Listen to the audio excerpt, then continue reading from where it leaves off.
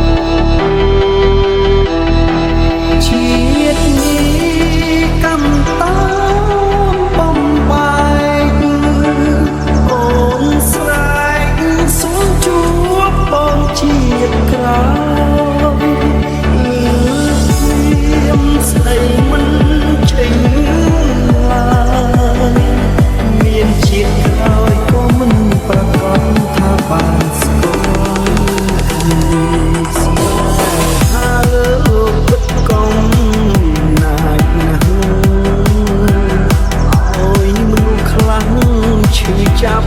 ក្រងគ្រីមនុស្សស្រឡាញ់គ្នាហេតុអ្វីមិនឲ្យបានជួបគ្នាមិនដេចក៏ដំទាធ្វើបាបសត្វលេះជាតិនេះកម្មតាបំបែកអូនស្រែកសូមជួ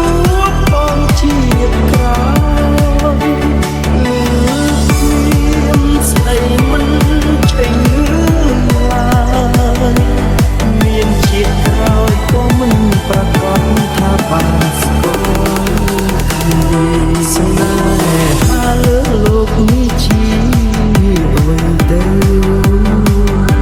ហេតុអ្វីត្រូវតម្រូវ